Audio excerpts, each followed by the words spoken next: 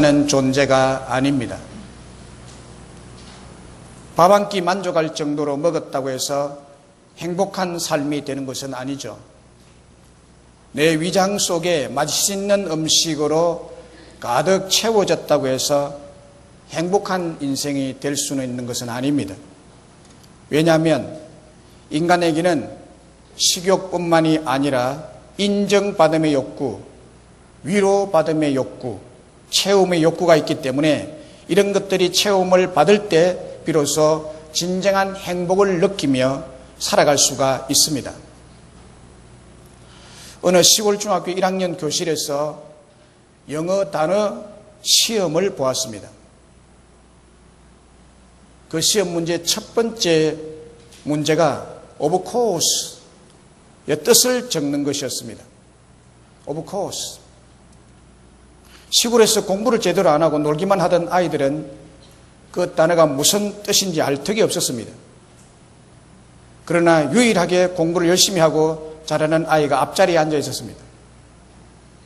뒷자리에 앉아있던 친구가 그 뜻을 몰라서 앞자리에 있는 친구의 등을 콕콕 찌르면서 답이 뭐냐고 물었습니다. 그래서 답을 가르쳐 줬습니다. 그 답은 물론이었습니다. 뒷자리에 앉은 공부 못하는 친구는 그 소리를 듣고 물론? 물론이 뭐지?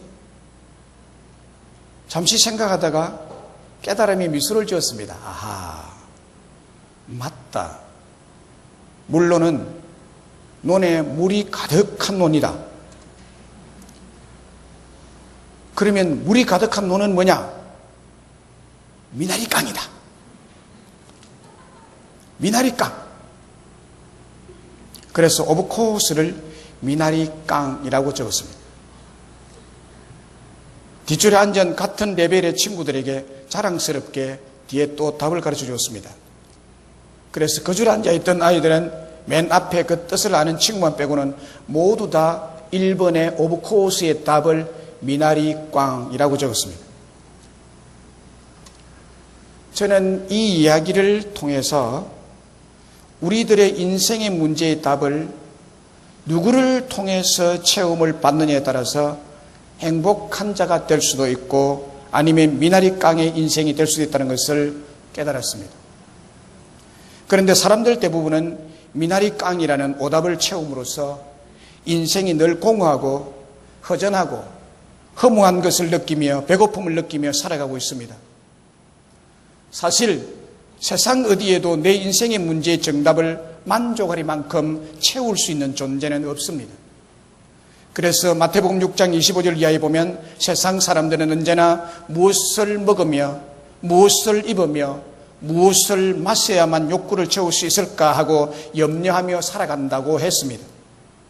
그런데 오늘 본문에서 늘 미나리깡이라는 오답 인생으로 공허하고 허전하고 허무한 것을 느끼며 배고픔을 경험하며 실패의 삶을 경험하며 혹은 뭔가 모자람을 느끼며 살아가고 있는 우리들에게 소망과 희망과 새 힘을 주는 메시지입니다. 빌립보서 4장 19절 이 한 구절에서 하나님은 어떤 하나님이시며 무엇을 하시겠다고 말씀하고 계십니다. 우리에게 무엇을 하시겠다고 말씀하는데 오늘 본문에서 하나님은 우리에게 어떤 하나님이시며 무엇을 하시겠다고 말씀하고 계십니까? 첫째는 우리의 하나님은 풍성하신 하나님이라고 말씀하고 계십니다. 우리 하나님은 풍성하신 하나님이시다. 19절에 나의 하나님이 그리스도 예수 안에서 영광 가운데 그 풍성한 대로 너희 모든 쓸 것을 채우시리라고 말합니다. 우리가 믿는 하나님은 풍성하시다는 것입니다. 풍성하신 하나님. 그 풍성한 대로 여기 풍성이라는 단어는 원어로 플루토스입니다. 플루토스라는 단어인데 이 뜻은 흘러 넘치다, 가득하다, 충만하다, 충분하다라는 뜻입니다. 이 플루토스라는 풍성이라는 이 단어의 뜻이 시간이 감에 따라서 그 의미가 두 방향으로 나뉘어져서 뜻이 쓰이게 되었는데 하나의 의미는 전문적이며 물질적인 의미로서 풍부였고 또 하나는 지혜, 보이지 않는 지식, 자비, 등의 풍성함이었습니다. 곧 명사 플루토스는 소유물이나 재산의 풍부, 재산의 부요, 그리고 지혜, 지식, 자비 등의 풍성함을 나타내는 단어입니다. 그러니까 하나님은 지혜나 지식이나 자비나 긍휼이나 사랑도 풍성하시고 뿐만이 아니라 소유물, 재산도 부유하시고 풍부하신 분이라는 것입니다. 그렇습니다. 우리 하나님은 모든 것이 풍성하시고 부유하신 분이신 줄로 믿습니다. 이 말씀을 기록한 바울은 우리 하나님, 나의 하나님이 흘러 넘치도록 풍성하다는 것을 말하고 있습니다. 그러므로 오늘 본문은 단순히 나의 하나님만 강조되는 것이 아니라 하나님은 풍성하신 분이라는 것을 강조하고 있습니다. 하나님의 부유와 풍성하심이 어느 정도 될까? 제가 많이 생각하다가 세계 최고의 부자가 어느 정도 부유하고 풍성한 재산을 소유하고 있는지를 찾아보았습니다. 포브스지가 발표한 10대 부자들의 자료에 의하면 현재 세계 최고의 부자들이 나와 있습니다. 10위에서부터 쭉 나와 있는데 다 말할 필요 없고 3위부터 말씀드리면 3위는 누구냐? 투자의 기재로 불리는 미국의 워런 버핏입니다. 이분이 현재 85세입니다. 그는 유일하게 주식 투자를 통해서 세계 최고의 부자가 된 사람입니다. 참 어려운데, 그죠? 또 이 얘기를 듣고, 이제 내가 이번부터 주식 투자를 해서 부자가 되어보겠다라고 생각을 하실지 모르겠는데, 거의 불가능할 겁니다. 이렇게 얘기하는 힘듭니다. 제 의견으로서는 주식 투자는 안 하는 것이 낫다. 할 생각 하지 마세요. 잘 안 됩니다. 그런데 이 사람은요, 주식 투자로서 세계의 3위 부자에 올랐는데, 이 사람의 재산이 우리나라 돈으로 환산을 하면 약 70조 1814억 원입니다. 지금 경제가 조금 안 좋아가지고 조금 내려갔다고 그래요. 2위는 누구냐면 인디텍스 그룹 회장인 스페인 사람입니다. 스페인 사람인데 아만시오 오르데가 2위의 부자입니다. 유일하게 스페인 사람이에요. 이 사람의 나이가 지금 80세입니다. 그의 자산을 한국 돈으로 환산하면 77조 3,381억 원입니다. 1위는 우리가 잘 아는 대로 마이크로소프트 창업자인 미국의 빌 게이츠입니다. 이 사람의 나이 60세입니다. 그의 재산이 우리나라 돈으로 환산하면 86조 5,725억 원입니다. 이건 유동성이 좀 있죠. 네. 억이 아니라 조입니다. 조 단위로 가시 우리에게는 개념이 잘 들어오지 않는 숫자입니다. 아무튼 이들은 조 단위로서 재산을 가지고 있다는 것은 어마어마한 부자요. 풍부한 자입니다. 풍부한 자예요. 하지만 세계 최고의 부자라 해도 하나님의 자산과 비교하면 어떻게 될까요? 이걸 제가 비교를 합니다. 하나님과는 비교가 아예 안 됩니다. 시편 95편 5절에 바다도 그의 것이라 그가 만드셨고 육지도 그의 손으로 지으셨도다. 바다도 육지도 산도 우주 만물을 소유하고 있을 뿐만 아니라 모두 지어내시는 분이십니다. 하나님은 여기에 비하면 엄청나게 부유하신 분이죠. 제주도만한 땅덩어리만 하나 가지고 있어도 최고의 부자라는 소리를 듣는데 온 우주 만물이 다 하나님의 것이니 하나님은 얼마나 부유한 분이십니까? 이 땅의 거부와 비교할 수 없을 만큼 온 우주와 세상의 모든 것을 다 가지고 계시고 그것을 지으시는 분이시고 풍성하신 하나님이십니다. 이런 풍성하신 하나님께서 우리에게 어떻게 하시겠다고 지금 하십니까? 풍성하신 하나님이 우리의 모든 쓸 것을 채워주시겠다고 말씀하고 있습니다. 우리의 모든 쓸 것을 채워주시겠다. 19절 나의 하나님이 그리스도 예수 안에서 영광 가운데 그 풍성한 대로 너희 모든 쓸 것을 채우시리라 했는데 바울이 나의 하나님이 그 풍성한 대로 했습니다. 왜 풍성하신 하나님을 말씀하고 있을까요? 그 이유가 있습니다. 풍성하신 하나님께서 모자람 없이 넉넉히 충분히 넘치게 너희 모든 쓸 것을 채울 수 있기 때문입니다. 채울 수 있는 모든 풍성함을 가지고 있기 때문입니다. 한두 가지가 아니라 풍성하신 하나님께서 우리의 모든 필요를 채우신다는 것입니다. 여기에 모든이란 헬라어 단어는 파스입니다. 영어로 말하면 all thing, everything, whole, 전 모든 것, whole. 그래서 온갖 것들, 모든 것, 전부 통틀어서 주겠다는 거죠. 모든 필요를, 모든 쓸 것을 채우겠다. 아무리 하찮은 것이라도 크든 작든 우리에게 필요한 것이라면 채워주시는 분이라는 거예요. 육적으로 필요한 것이나 영적으로 필요한 것이나 꼭 영적인 것, 신앙적인 것만이 아니에요. 육신을 지으신 하나님이 우리 육신에 필요한 것은 무엇이든지 크든 작든 다 채워주시겠다는 거예요. 지적으로 필요한 것이나 이 땅에서 필요한 것이나 천국에서 필요한 것이나 생활에 필요한 것이나 신앙에 필요한 것이나 개인적으로 필요한 것이나 가정적으로 필요한 것이나 교회 생활에 필요한 것이나 우리에게 필요한 모든 것을 다 채워주실 것이라는 것입니다. 이 얼마나 큰 은혜입니까? 어떤 부모가 자녀의 필요를 다 채워줄 수 있습니까?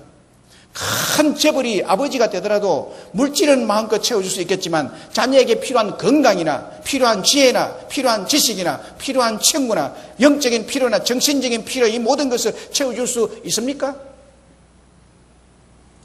아무리 갑부의 부모로 해도 자녀에게 못 채워주는 것이 많습니다. 그런데 하나님은 우리의 모든 필요를 채워주시겠다 말씀하고 있습니다. 우리의 필요한 것이면 무엇이든지 채워주시는 분이라는 것입니다. 지금 세계의 갑부 세 사람을 이야기했는데 그 사람이 우리의 일은 한 푼 채워줍니까? 빌 게이츠에게 뭐 좀 받았습니까? 줍니까? 그런데 우리 하나님은, 이렇게 부유한 하나님은 나의 하나님이 되시고 나의 아버지가 되셔서 나의 필요를 아실 뿐만 아니라 나의 모든 필요를 채워주시겠다 말씀하십니다. 그러므로 염려하지 말라는 뜻이 여기에 강조되어 있는 말씀이기도 합니다. 나의 하나님은 나의 쓸 것뿐만 아니라 우리 모두의 쓸 것을 채워주시는 분입니다. 그리고 이게 쓸 것이라는 헬라어 단어를 보면 크레이아라는 단어인데 필요, 결핍, 부족이라는 뜻입니다. 하나님은 우리의 모든 필요를, 우리에게 결핍되어 있는 것, 모자라는 것, 부족한 것들을 아시고 풍성한 것을 가지고 우리에게 채워주시겠다는 것입니다. 그것이 나의 하나님이고 그것이 나의 아버지가 되시는 하나님이시라는 거예요. 우리 인간들은 공부 못하는 시골 아이들처럼 어리석습니다. 지식이 부족합니다. 육신적으로 약합니다. 지혜에 있어서 어둡습니다. 영적으로 핍절합니다. 그러므로 밖에서 하나님이 채워주시는 선한 것으로 채워져야 합니다. 밖에서 하나님의 능력이 임하고 하나님의 빛이 우리에게 들어와서 채워져야 합니다. 밖에서 하나님의 풍성한 생명이 내 속으로 들어와서 채워져야 할 줄로 믿습니다. 예수님이 우리를 찾아오신 이유는 이 풍성한 은혜로 우리의 모든 결핍을 풍성히 채워주시기 위해서 오셨다고 분명히 말씀했습니다. 하나님은 우리의 필요와 결핍과 부족을 채워주시는 분이십니다. 열왕기상 17장에 보면 아합 왕의 불의로 말미암아 이스라엘 땅에 비가 내리지 않게 되어서 흉년이 3년 6개월 동안 지속이 되었습니다. 그때 시돈에 속한 사르밧 동네에 가부가 살았는데 너무 가난해서 흉년이 들자 양식이 다 떨어졌습니다. 이제 마지막 밀가루 한 움큼과 병에 기름 2숟가락 남은 것으로 떡 하나 만들어서 자기 아들과 함께 먹고 난 후에 굶어 죽을 것이라고 생각을 하고 나뭇가지를 줍고 있는 여인에게 엘리야 선지자가 다가갔습니다. 하나님이 그리 가라고 했죠. 그리고 자기에게 작은 떡 하나만 먼저 만들어주고 나에게 먼저 먹게 하고 그리고 난 후 남은 것을 가지고 아들과 여인이 먹으라고 해줬습니다. 그리고 하나님이 약속의 말씀을 해주었습니다. 열왕기상 17장 14절 16절에 보면 나 여호와가 비를 지면에 내린 날까지 통에 가루는 떨어지지 아니할 것이고 병에 기름이 없어지지 아니하리라 하셨느니라. 그가 가서 엘리야의 말대로 하였더니 그와 엘리야와 그의 식구가 여러 날 먹었으나 여호와께서 엘리야를 통해 하신 말씀이 통에 가루가 떨어지지 아니하고 병에 기름이 없어지지 아니하니라 라고 했습니다. 하나님께서 사르밧 가부의 집에 3년 6개월 동안 통에 가루가 채워지고 병에 기름을 채워주셨습니다. 하나님의 채우심의 기적이 일어난 것입니다. 하나님은 오늘도 이렇게 우리의 필요와 우리의 결핍, 우리의 부족을 채워주시는 분이십니다. 할렐루야. 우리가 잘 아는 시편 23편을 보세요. 우리의 목자가 되시는 여호와 하나님은 우리의 필요와 부족을 채워주시는 분임을 명백히 증거하고 있습니다. 시편 23편 1절에 여호와는 나의 목자시니 내게 부족함이 없으리로다 했습니다. 목자이신 여호와 하나님은 양인 나의 삶에 필요한 모든 것, 부족한 모든 것, 결핍된 모든 것을 채워주시는 분이시기 때문에 부족함이 없다고 고백하고 있는 것입니다. 건조하고 사막이 많은 이스라엘 땅에서 하나님은 다윗에게 필요한 먹을 꼴과 마실 생수, 그 건조한 땅에서 생수를 느끼기라는 것은 상당히 힘든데 언제나 다윗에게 생수를 부족함이 없도록 채우셨습니다. 그리고 그의 영혼에도 필요한 믿음과 영의 양식으로 채우셔서 침체에 빠지지 아니하고 늘 그의 영혼은 소생하여서 영혼에 필요한 믿음과 양식을 주셨다고 고백하고 있습니다. 사망의 엄침한 골짜기에서도 원수의 목전에서도 자신의 평생의 삶 속에서도 기름을 머리에 부으시고 잔이 넘치도록 채우셨다고 그는 고백하고 있습니다. 이것이 하나님이 채우심의 역사입니다. 다윗은 이 하나님이 채우시는 역사를 그는 시시때때로 경험했고 순간순간 그는 경험해서 살았기 때문에 시편 23편의 고백이 나오게 된 것입니다. 제임스 레인이라는 소년이 미국 남부의 어느 도시에서 살았습니다. 그는 어려서부터 하나님의 은혜를 받고 소년 시절부터 앞으로 목사가 되고 선교사가 될 것이라는 꿈을 가지게 되었습니다. 그리고 그는 섬김과 나눔에 관심이 많았다고 합니다. 그가 살던 동네에 어느 허름한 집에 할아버지 한 분이 홀로 살고 있었는데 이 제임스 레이니가 매일 그 집을 방문해서 도와드릴 것이 없느냐고 물었다고 합니다. 그 할아버지는 매일 찾아주는 소년을 반가이 맞아주고 고맙게 생각했다고 합니다. 가서 말벗이 되어주고 또 여러 가지 심부름도 해주고 이 어린 소년이 허름한 집에 사는 할아버지가 불쌍하게 보여서 같이 그렇게 이야기도 하고 그렇게 잘 지냈습니다. 그렇게 소년 시절을 보낸 후에 대학을 가면서 고향을 떠나게 되고 그 후로는 이 제임스 레이니가 목사가 되고 선교사가 되어서 우리 한국에 선교 활동을 하는 동안에 세 자녀가 한국에서 태어나게 됩니다. 그리고 본국으로 돌아가서는 에모리 대학 교수를 거쳐서 에모리 대학 총장이 됩니다. 그는 어릴 때부터 하나님 은혜를 받고 열심히 삶을 살았습니다. 미군으로 있을 때도 우리 한국에 와서 근무를 했습니다. 그런데 어릴 때 고향에서 허름한 집에서 혼자 살고 있던 그 할아버지가 누구였는가 하면 오늘날 세계적으로 대기업이 된 코카콜라 창립 회장이었던 사람이었습니다. 코카콜라의 회사의 회장이었습니다. 그가 그래 허름한 집에서 혼자서 할아버지로 살아갈 때 이 소년이 볼 때 참 불쌍하다. 누군지는 몰랐죠. 그리고 당시에 제임스 레인이라는 소년도 그 할아버지에 대해서는 아는 바가 전혀 없었고 단지 홀로 사시는 할아버지가 외로워 보였기 때문에 도와주고 싶은 마음에서 그렇게 한 것입니다. 그리고 그 할아버지도 그 소년에 대해서 이름도 모르고 아는 바가 별로 없었습니다. 그저 그냥 오니까 잘 지냈던 것입니다. 그리고 소년의 별명이 짐이라는 것만 알 정도였습니다. 그런데 이 할아버지가 세상을 떠나기 전에 자기를 자주 찾아오던 소년 지미에게 코카콜라의 주식의 대부분을 주라는 유언을 남기고 돌아가셨습니다. 그래서 그 별명이 짐이라는 그 소년이 어떻게 된지도 전혀 모르죠. 소식이 끊긴 이후에. 그러나 자기에게 와서 그렇게 친절하게 말벗이 되어준 또 도와주고 심부름해준 그 소년을 기억하고 그에게 코카콜라에 자기가 가지고 있는 지분 전부를 그에게 주라고 유언을 남겨 죽었습니다. 유언에 따라 짐이라는 별명을 가진 사람을 찾았는데 그가 후에 보니까 에모리 대학교 총장 제임스 레인이었습니다. 그래서 제임스 레인은 뜻밖의 코카콜라에서의 대주주로서 사장이 됩니다. 그리고 많은 재산을 에모리 대학에 헌납을 하게 되고 자기가 이제 사장이니까 그 일로 에모리 대학이 세계 대학 중 25대 명문 대학이 되는 계기가 마련됩니다. 저는 이 이야기를 접하고 하나님은 그 하나님의 은혜대로 살아가니까 이 제임스 레이니를 통해서 하나님께서 그 풍성한 대로 이렇게 쓸 것을 채우시는 하나님이구나. 이 사람이 산정인이라고 생각이 들었어요. 여러분들에게 소개하는 거예요. 정말 하나님이 모든 면에 이렇게 풍성하신 하나님이 풍성하게 그의 삶의 앞길을 채우시는 하나님이다. 정말 눈물 날 정도로 정말 하나님이 이렇게 정확하게 채우실까? 사랑하는 여러분, 이와 똑같이요. 그 풍성한 대로 여러분 한 사람 한 사람의 모든 쓸 것을 채워주실 줄로 믿습니다. 마태복음 6장 31절에 보면 그러므로 염려하여 이르기를 무엇을 먹을까 무엇을 마실까 무엇을 입을까 하지 말라고 했습니다. 우리의 모든 것을 채우시고 공급해 주심으로 아무것도 염려하거나 걱정하지 말라는 의미죠. 그러면 왜 하나님은 우리에게 모든 필요한 것을 채워주실까요? 왜 그렇게 채워주십니까? 오늘 본문에 보면 나의 하나님이라고 말합니다.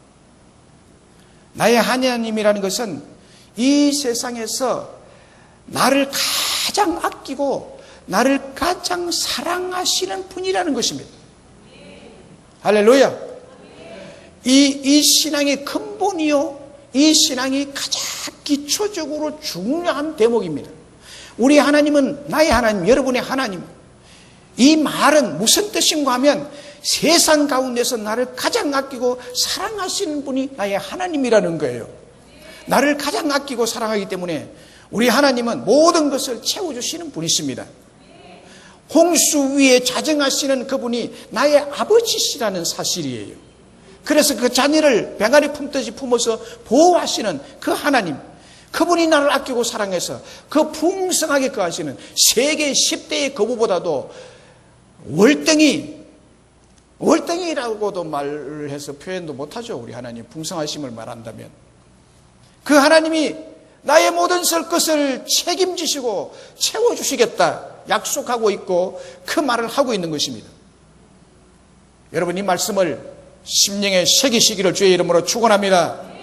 로마서 8장 32절에 보면 자기 아들을 아끼지 아니하시고 우리 모든 사람을 위하여 내주시니가 어찌 그 아들과 함께 이 모든 것을 너희에게 주시지 아니하겠느냐고 말합니다. 다 주겠다는 거예요. 세상에 아버지가 자기 아들만큼 귀한 것이 없습니다. 여러분 자녀만큼 귀한 존재가 세상에 있습니까? 제 손녀가 얼마나 귀한지 몰라요. 그런데 하나님은 그렇게 귀한 자기 아들을 우리를 위해서 내어주셨는데 아들보다 덜 귀한 것이야. 우리가 필요한 것은 예수님보다도 덜 귀한 거죠.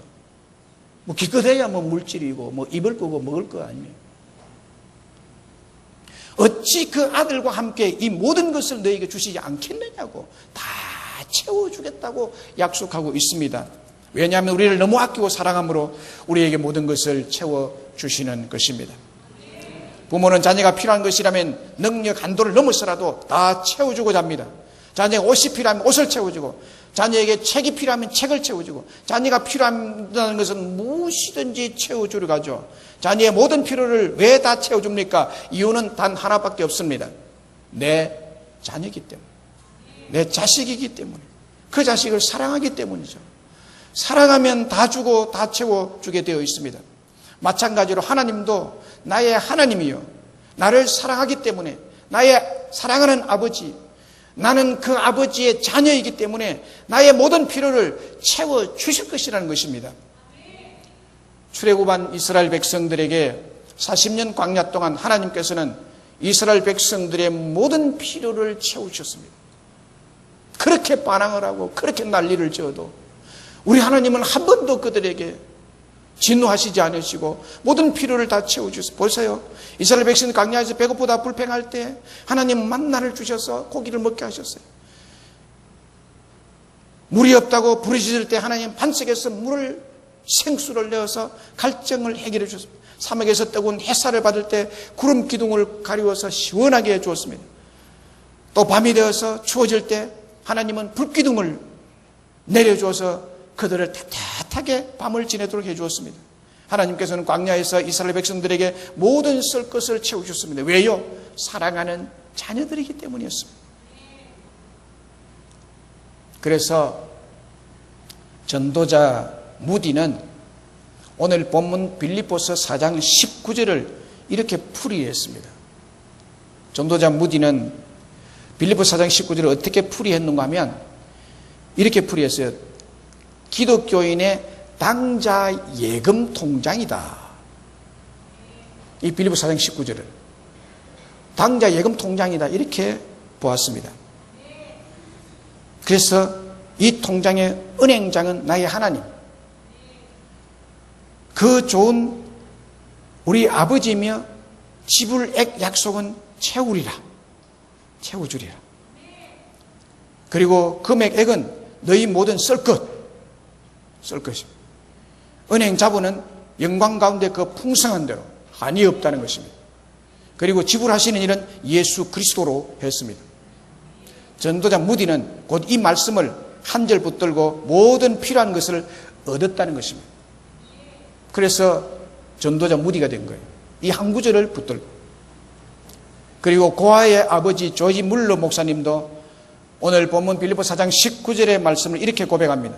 내가 46년 3개월 동안 빌립보서 4장 19절의 말씀을 붙잡고 기도해서 받지 못한 것이 하나도 없다.